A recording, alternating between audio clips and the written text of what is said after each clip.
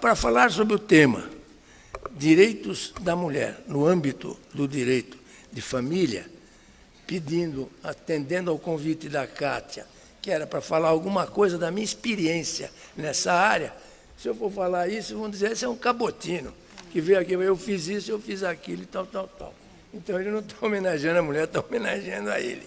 Mas eu vou sempre dar um toque da minha presença em homenagem à mulher, porque justamente trabalhei nesse sentido de melhorar a conduta, a regulamentação de conduta. Pode, fale um minuto. Desculpem. Pode falar. Desculpem, mas eu preciso dizer. Essa é a nossa homenagem a este professor que tanto lutou também pelos direitos da mulher, e nós temos hoje a legislação. Eu peço uma salva de palmas para o nosso professor. Nosso professor, eu tive esse privilégio também, eu disse a ele, professor, conte um pouco da história, da sua participação, para que nós tivéssemos as leis que nós temos hoje, para que a luta fosse reconhecida, e ele imediatamente, carinhosamente acolheu. Lutou ao nosso lado para que nós tivéssemos os nossos direitos reconhecidos e as leis que nós temos.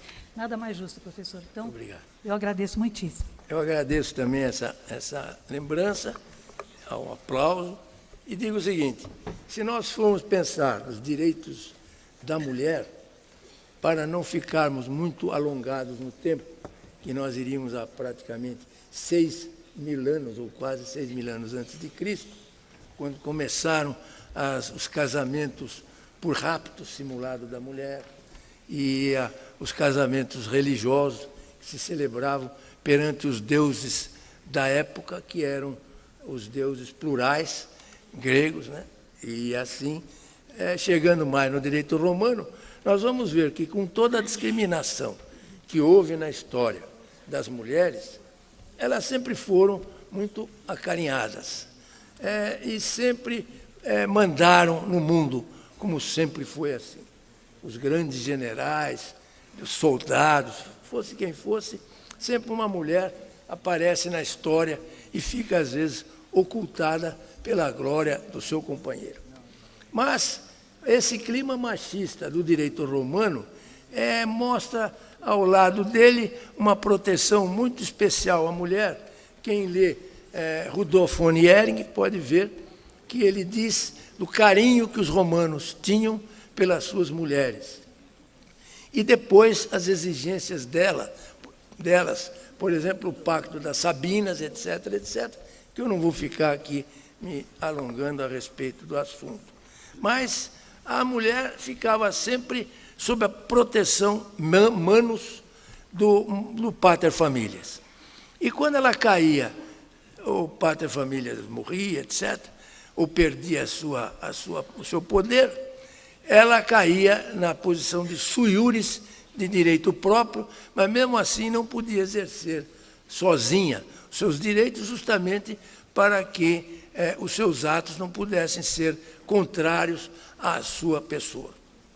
Daí nasceu a tutela mulherum, que era uma espécie de tutela, ela sempre tinha um tutor, um tio, uma pessoa mais amiga, que pudesse interceder nas suas relações comerciais, para que ela não pudesse ser enganada por quem quer que fosse. O sistema de sucessão no direito romano já vai mudando, da linha agnática patrilinear, que era justamente a sucessão só pelos homens. Depois, na época já de Justiniano, já depois de Cristo, 530 e pouco depois de Cristo, nós vemos que o sistema passa a ser o sistema cognático, que é a sucessão pelo sangue, pela consanguinidade. E aí, então, a mulher também vem a participar nessa espécie sucessória. Mas, sem querer florear muito, porque ela sempre foi dependente e sempre foi um pouco escravizada, porque não tinha praticamente vontade, nós queremos dizer que as mulheres, com uma luta muito grande, pelos tempos todos que passaram, ela teve, por exemplo, a sua posição de glória no direito brasileiro, quando ela deixou de ser relativamente capaz, enquanto fosse casada. Era o artigo 6º do Código Civil de 1916, no inciso 2, que trazia essa discriminação. era uma espécie de proteção por um paternalismo vindo do direito romano, justamente, que a mulher é o sexo frágil, e então ela precisa de proteção, e sempre o homem que empunhava esta bandeira de defesa dos direitos da mulher. Na verdade, surgiu, então, a Lei 4.121, de 1962, de 27 de agosto. E essa lei reformulou todo o sistema da relativa incapacidade da mulher casada no Código Civil brasileiro. Teve um pouco de influência do direito francês, pelo menos do Código Napoleônico, de 1804, artigo, se não me falha a memória, 213, em que se dizia que a mulher era totalmente capaz, a não ser quando houvesse alguma lei específica ou pelo contrato de mariage, pelo contrato de casamento. Já aí, então, continuava essa situação que se mostrou também no direito francês, com o trabalho de Daniel Soubrier, que modificou depois, mais tarde, o artigo 213 do Código francês, para declarar que le mari est le chef de la société conjugale. O marido é o chefe de sociedade conjugal e que ele exerce un intérêt de ménage et des enfants, que ele exerce no interesse do casal e dos filhos. Só que no parágrafo anterior fala-se em colaboração. Então sempre se falou da participação da mulher como colaboradora, que na verdade sempre continuava essa situação de empobrecimento dos seus direitos, já que a colaboração é uma situação acessória, tendo em vista a chefia da sociedade. Sempre diziam, como é uma sociedade conjugal, é preciso que exista um chefe, mas na área da família é diferente. Existem certos institutos, de fato, que penetram na família, como está acontecendo hoje, ressuscitando coisas do passado, que é o problema do afeto. Hoje o afeto é tão importante quanto um registro de nascimento, de registro de casamento. Porque o afeto é algum sentido de amor que se estabelece nas relações conjugais, falando sempre em sentido amplo, que hoje já atinge uniões do mesmo sexo, as questões da união estável, que nós vamos ver alguma coisa, e assim ver que os direitos vão caminhando a uma situação que chegou até a Constituição de Cidadã, como dizia Ulisses Guimarães, de 1988, em que, no artigo 226, no parágrafo 5º, estabeleceu que os direitos de homem e mulher casadas exercem-se com igualdade de condições. De maneira que, com isso, mudou bastante a posição da mulher, pelo menos na lei. Porque o importante é que haja primeiro a lei, porque a lei é educativa, ela vai penetrando na sociedade e, às vezes, a conquista da lei leva, às vezes, 100 anos para aparecer na prática como um benefício daquele que merece essa dádiva constitucional. Podemos dizer, então, que em 2002, no Código Civil, o artigo 1511 estabelece os casos, chama o casamento de uma plena comunhão de vida com base na igualdade dos cônjuges. Então, a igualdade dos cônjuges. Porque a mulher sempre foi capaz. O problema da incapacidade era relativamente ao casamento. A mulher é incapaz, tendo em vista, relativamente era incapaz, tendo em vista a situação de casada. E então, esse preceito constitucional de 88, que vai se incorporar a esse artigo 1511 do Código Civil brasileiro, novo código, traz propriamente que, pelo artigo 1565, que pelo casamento, homem e mulher assumem mutuamente a condição de consortes, companheiros e responsáveis pelos encargos de família. Hoje, essa leitura desse artigo teria que ser mais genérica. Pelo casamento, as pessoas que se casam assumem, porque temos aí problema do mesmo sexo, compondo o casamento, pela decisão famosa do Superior Tribunal de Justiça, que declarou a validade como casamento da união de duas lésbicas. Isso foi muito importante, porque o Superior Tribunal de Justiça passou além do Supremo Tribunal, que sempre dizia que deveria existir uma união estável para que a união homossexual pudesse receber os benefícios dessa união regulamentada por lei. Hoje, a união entre o mesmo sexo está mais importante do que a união estável, porque a união estável, para se transformar em casamento, precisa que haja anuência dos companheiros, dos conviventes. E já a união entre o mesmo sexo é admitida diretamente, sem união estável anterior, como casamento.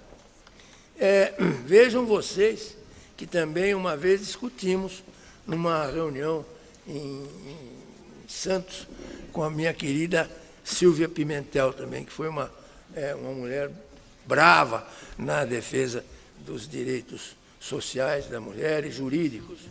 Eram programas de televisão feitos com a Florisa, palestras. E então vocês veem que todo esse corolário da Constituição de 66 acabou refletindo também na parte da fixação do domicílio, que é como um acordo entre os cônjuges ou entre os que vivem como casados, e também a questão do nome. Só que a mulher podia acrescer o nome, ao nome dela, o sobrenome do marido. Agora, ao contrário, também o marido pode colocar no nome dele o sobrenome da mulher. O artigo 1565 do Código Civil trouxe essa equiparação importante, só se falava do nome da mulher. E o mais importante dos artigos foi justamente o artigo 1567, que trouxe, pela igualdade de direitos entre homem e mulher casados, trouxe a direção do casamento pelos dois, como colaboradores. Então, diz o artigo 1567, a direção da sociedade conjugal será exercida em colaboração pelo marido e pela mulher, não pelo marido em colaboração com a mulher. Essa foi a grande conquista que a Constituição cidadã trouxe, sempre no interesse do casal e dos filhos, seguindo aquela tecla francesa, l'entrée de ménage des enfants. E então, também o sustento da família passou a ser de ambos os cônjuges, a igualdade de direitos trouxe vantagens para a mulher, mas algumas desvantagens, que ela hoje, às vezes, eu vejo isso com tristeza, é condenada a pagar alimentos ao marido. Isso só foi possível na minha época, eu tenho 54 anos de advocacia, parece pouco, né? O cabelo... Mas eu acho ótimo. Você acha ótimo? Eu acho ótimo. É igualdade total. Igual, Que então a mulher vai pagar os seus alimentos, os alimentos do marmanjo. Antigamente era só quando o fulano estivesse quase em situação de pré-morto, né? Passava um trem em cima do fulano, ele tem direito à pensão, coitadinho, ficou sem 2 braços e 2 pernas. Agora não, eu tenho visto casos que na advocacia você vê muita injustiça. Os casos que eu peguei, infelizmente, são de pessoas vagabundas que querem viver à custa da mulher. Então, antigamente se dizia, a mulher arrumou um bom emprego, casou-se. Professor, só uma parte. Fale. Antigamente havia o fingimento e hipocrisia. Agora é a realidade, que tem muita mulher casando com homem que não presta. Tem. Vagabundo, Aliás, inclusive. a mulher, nesse sentido, a mulher... Nesse sentido, a mulher decaiu bastante. Não, o poder não de decaiu, escolha. não. A mulher hoje é ser humano igual. Eu sei, mas tem um Para poder, ser ser humano tem que pagar. poder de Ninguém escolha. mandou ser bobo e idiota. Tem um poder de escolha, menor, é o que eu quis dizer. Esse é que é o problema. Porque a pessoa, eu posso dizer isso, não vou falar. Vai falar? Não vou falar. Me permite. Vocês já podem perceber que os debates hoje vão ser ótimos, não é? Começar, Professor, então, por favor. começar na minha família. Eu tenho 2 filhos e 2 filhas.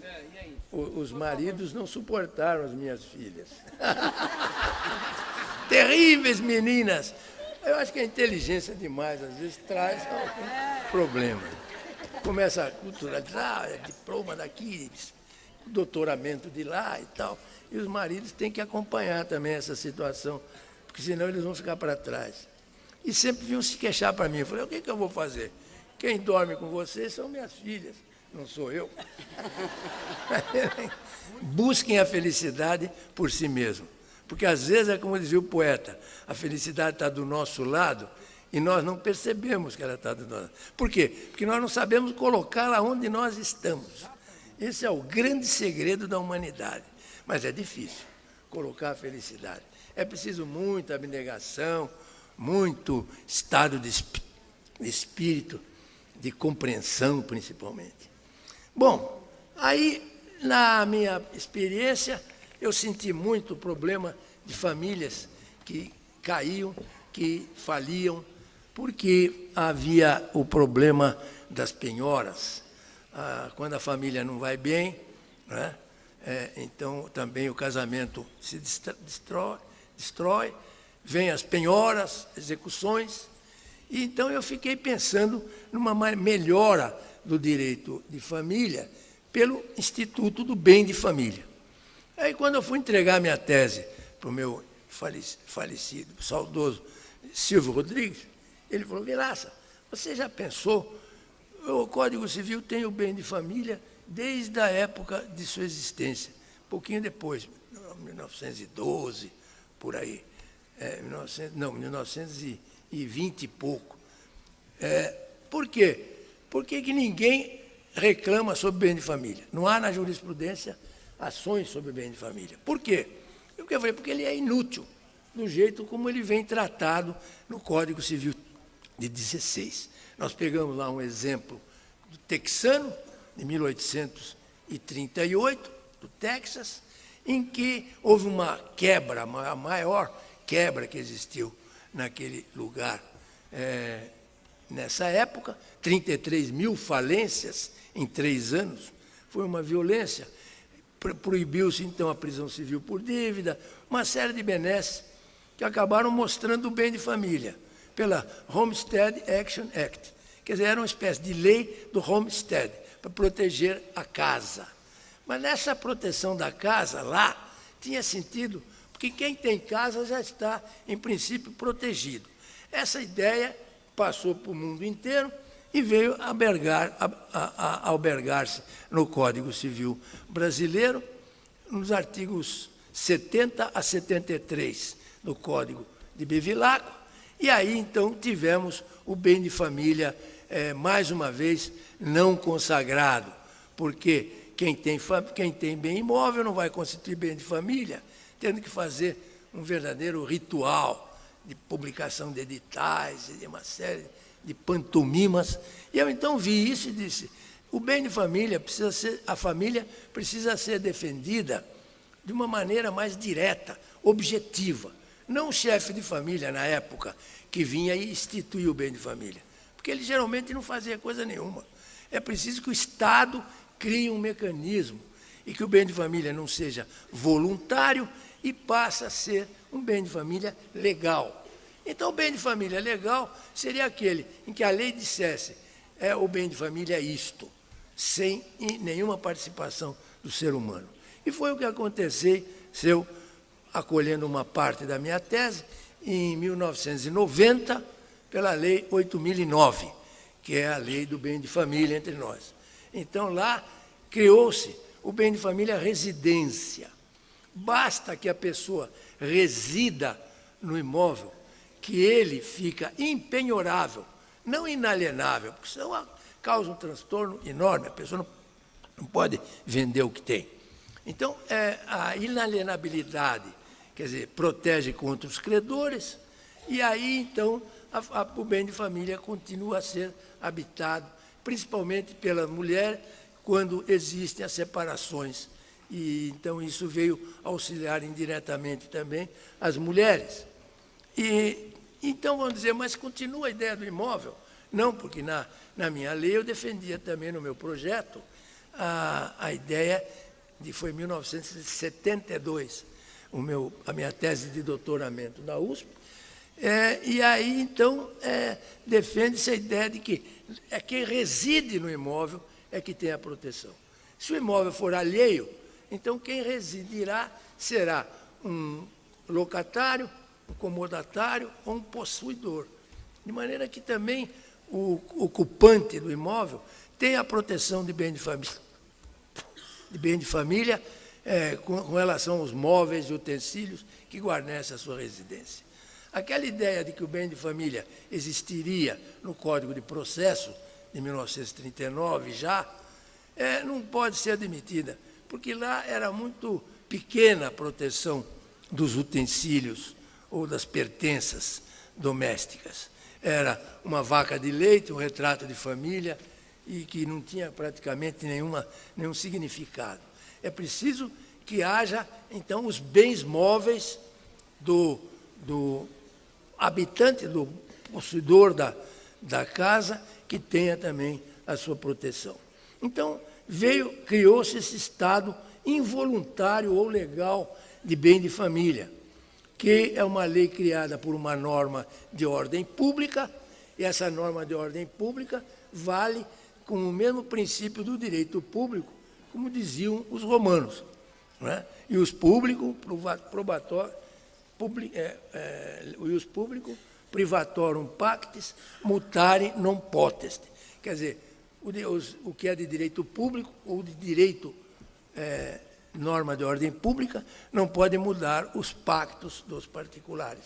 Quer dizer, é um direito que se impõe como vontade do Estado, protetiva, no caso, aí sim, da família, porque antes quem protegia era o chefe, chamado à época, chefe de família.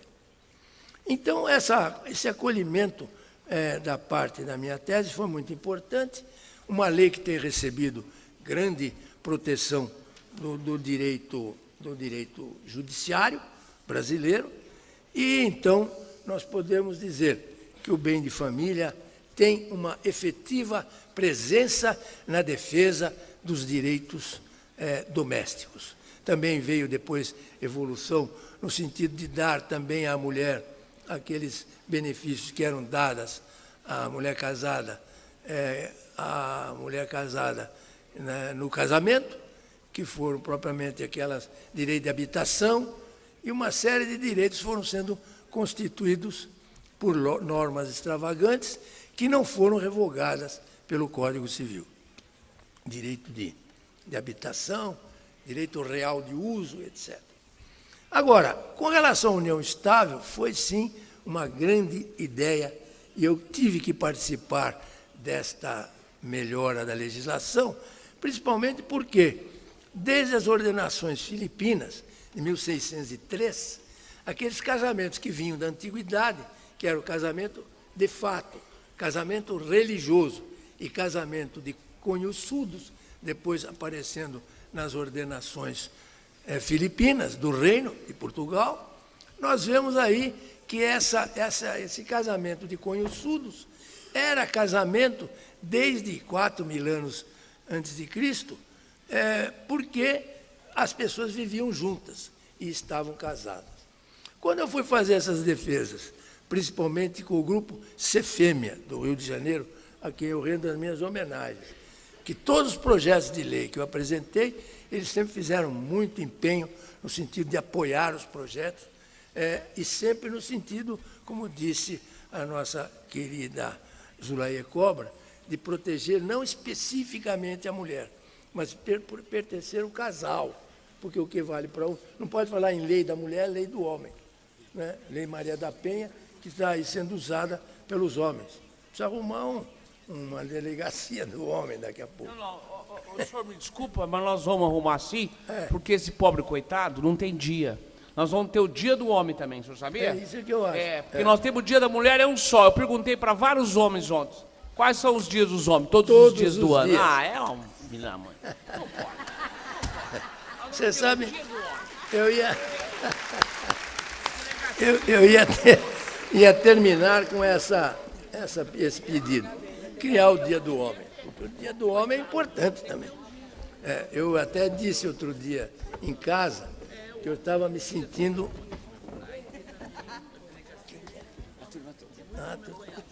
Todos presentes. Ótimo. Sejam bem-vindos de retorno. Professor, só permite, já que nós demos aqui essa pequena pausa para um pequeno... Diga. Só registrar a presença aqui à mesa da doutora Roberta Cristina Rosa, que é conselheira estadual da OAB, da gestão 2010-2012 e coordenadora do meio ambiente de direito desportivo da OAB. Agradecer a presença e o prestígio da sua presença aqui no nosso evento, doutora Roberta. Desculpe, professor, mas, por favor. Não desculpe. Aproveitando para dar... Não, desculpe, professor. Não desculpe. Pela nossa antecedência porque eu iria histórica, fazer a mesma coisa. Pela jurisprudência mansa e pacífica, né, doutora? Pelo menos isso.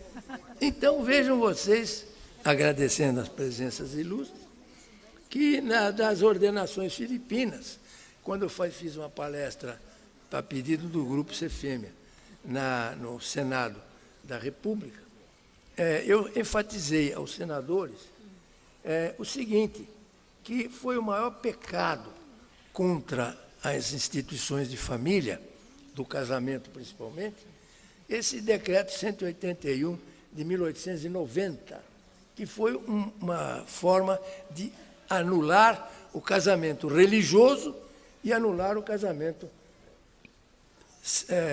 de fato. O casamento de fato era viveu junto, está casado. Então vira-se lá um senador e disse, mas, professor, e se nós botássemos isso na lei? Eu falei, agora não dá mais. Por quê? Porque ninguém pode colocar na lei que alguém vai se casar contra a sua vontade. Viveu 3 anos, está casado. Por que podia antes? Porque não era direito constitucional. O que existia antes era direito institucional. A instituição vale muito mais do que a Constituição. Porque a Constituição é aquilo que se coloca, a instituição é aquilo que se vive durante gerações e gerações. Então, não é possível mudar uma lei de quase 4.000 anos, a não ser por uma penada do legislador, como foi o caso. Criou-se, então, por esse decreto 181, o casamento civil, famigerado casamento civil. Não precisava ter feito isso. Bastava continuar com as ordenações. E tinha o casamento religioso, per palavras de presente, à porta da igreja ou fora dela, com licença do prelado. Dizia lá o texto, livro 4º, mais ou menos. E aí, o casamento per escritura, que era realizado por alguém, não como registro, mas com a ideia de falar vamos dizer assim, em compromisso, uma espécie, não ad probationem tanto, não ad substância. Quer dizer, só para provar, dizia lá um escrivão da época, que seria hoje o tabelião, que compareceram perante ele 2 pessoas, dizendo-se marido e mulher, e então pediram para lavrar um documento para eles terem ad probationem, só para provar a ideia do casamento, que eu quero era verbal, não tinha formalismo nenhum. É assim que deve ser em direito de família. Porque o direito de família não pode sofrer muitos atributos legais. Eu mesmo chego a dizer que a maioria dos casais, quase a totalidade, não cumpre as exigências formais do Código Civil. Porque são exigências governamentais. Por exemplo, fidelidade. Havendo infidelidade, pode haver dissolução do casamento. Quer dizer, às vezes existe tanta infidelidade em casamentos, eu já fiz mais de 1000 processos de dissolução, então, tanta infidelidade que não é a causa dessas separações. Às vezes, uma injúria numa festa é muito mais importante para o injuriado do que a infidelidade. Como uma mulher disse uma vez, eu falei, a senhora está cansada de saber que seu marido é infiel, agora só vem a requerer, porque ele a injuriou numa festa, vem requerer a separação. Ela falou, não, mas ele chega em casa e cumpre o dever. Isso aí eu estou falando pela palavra da minha cliente, que infelizmente eu não posso declinar o nome, porque é segredo de justiça. Mas, na verdade, era preciso que a lei dissesse, ainda hoje continua falando, injúria grave, abandono do lar. Tudo isso são consectários. O importante é o que a pessoa sente quando for injuriada. Qualquer ato que torne insuportável a vida em comum deve ser possível para a separação conjugal ou divórcio. Aí, quanto ao divórcio, então, desapareceu a necessidade de um texto muito casuístico, porque o divórcio não precisa motivo, não há causa mais no divórcio. A Constituição de 88, depois da emenda de 66, ela acabou criando um divórcio automático, que era aquele divórcio que tinha em Roma, por exemplo, na época de Justiniano, na questão dos captívios, os que ficavam presos, longe da mulher, por mais de 5 anos, elas não sabendo do seu paradeiro, ficavam divorciadas automaticamente, que era o divórcio bona gracia, é um divórcio automático. Hoje está assim, essa matéria acabou vindo parar na nossa Constituição, que não precisa de prazo mais nenhum. Antes tinha prazo, 2 anos. Hoje não tem mais, depois da PEC 66. Nós vemos, por exemplo, que é um direito potestativo de qualquer dos cônjuges, e aí o benefício da mulher principalmente, de declarar em juízo que está divorciada. Não há necessidade de se mover uma ação contra o outro cônjuge. Move-se um processo. A pessoa com outra casada, as duas, ou o casal, ou cada um individualmente, vai lá e requer ao juiz: peço meu divórcio, que seja comunicado à outra parte. A outra parte não pode ser citada, como erroneamente vem acontecendo nos tribunais. A outra parte vai ser citada e vai dizer o quê? Eu não quero o divórcio. Mas esse divórcio é um direito potestativo que a parte requer com base na Constituição. É um absurdo. A não ser que as pessoas cumulem outros pedidos, partilha de bens. Então o juiz dirá: eu decreto o divórcio, independentemente da altiva da outra parte, e abro o processo, que continue o processo para a discussão sobre guarda de filho, sobre alimentos. Aí alimentos vai ter que fazer prova de culpabilidade.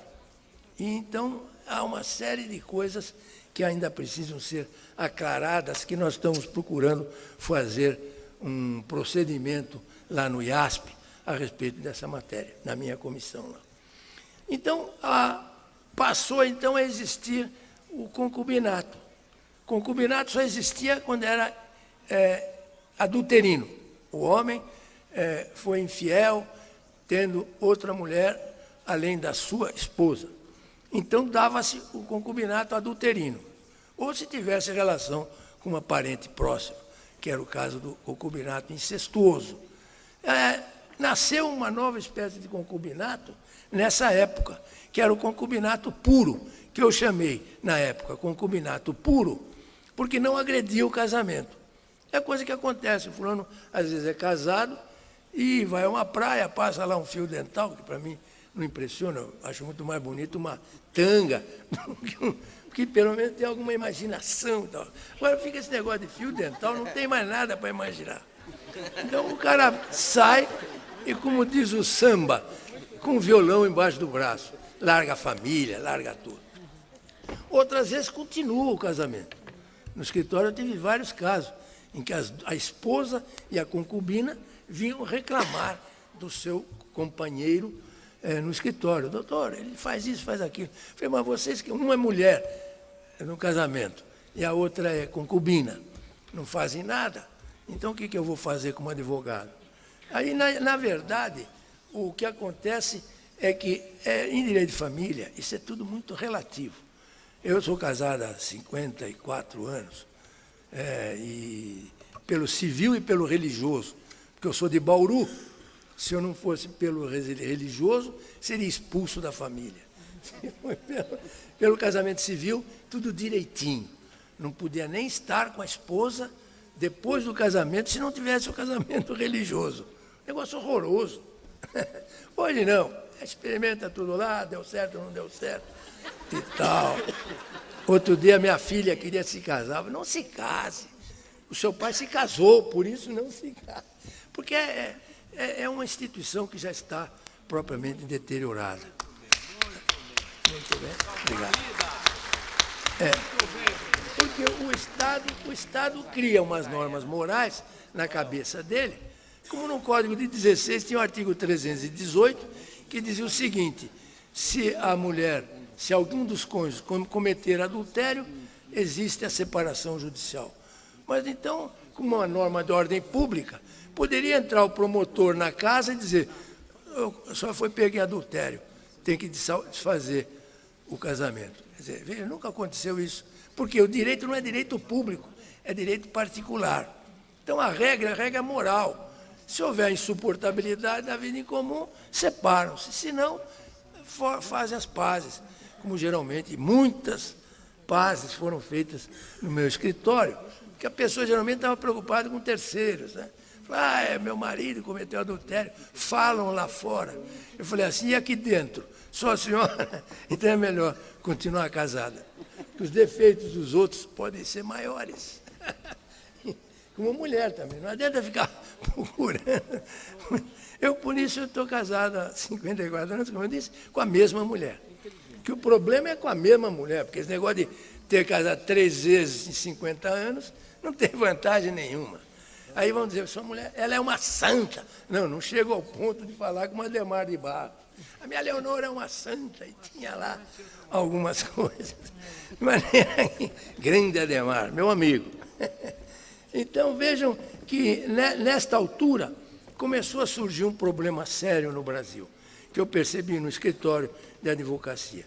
A jurisprudência não dava direitos à mulher. A mulher desquitada era até vista com maus olhos. Eu peguei essa época. Essa é uma mulher desquitada, falando-se assim em tom pejorativo. Começou-se, então, a jurisprudência não dava nenhum benefício à mulher quando estava desquitada, quando passava a viver com outro, dizendo que aquilo era concubinato impuro, adulterino, porque ela não podia se divorciar, porque estava casada. Aí, depois veio a jurisprudência e começou a amenizar. Não, mas ela está separada de fato do marido, e ela constituiu um novo lar, então ela tem direito como se fosse uma prestadora de serviços domésticos. A jurisprudência tratou a mulher indevidamente, como se fosse uma empregada doméstica, não que a profissão não seja digna, porque a mulher tem outras funções, não é de ficar só prestando serviço, porque vai lavar a roupa do fulano, etc, etc. Aí a jurisprudência modificou-se e surgiu a súmula 380, que é uma súmula machista, que uma vez eu falei também numa palestra que eu fiz no Hotel Glória, no Rio, 1.800 pessoas, estava do meu lado o Moreira Alves, que foi o criador, praticamente, dessa súmula. Eu falei, eu sou contra essa súmula. A mulher dele na plateia, na frente, batendo palmas para mim. Eu falei, deixa eu parar a conversa, porque senão ainda vai dar problema. Porque é uma súmula materialista, que diz assim, ficando comprovada a sociedade de fato, na dissolução, os companheiros têm direito a receber a sua parte, tendo em vista o esforço comum. A mulher não recebia nada. Então começou a surgir uma jurisprudência completamente avessa. Aqui em São Paulo vinha um caso não, era uma mulher, uma grande mulher, vamos dar 15% do patrimônio. Hoje dava 25%. Ela tinha direito à metade, segundo a minha defesa. E eu continuei sempre nessa defesa, contra a súmula 380. Aí, então, 1 ano e meio antes da Constituição, eu fiz uma tese, a 19ª tese que eu fiz no Largo de São Francisco, que era o seguinte, do concubinato ao casamento de fato, dizendo que era preciso prestigiar a sociedade matrimonial ou familiar, no sentido de dar à mulher pelo menos a metade. Porque eu disse assim, a metade, pelo menos, esse esforço doméstico, como mulher, era mais importante do que qualquer contribuição de ordem econômica, de muito maior valia.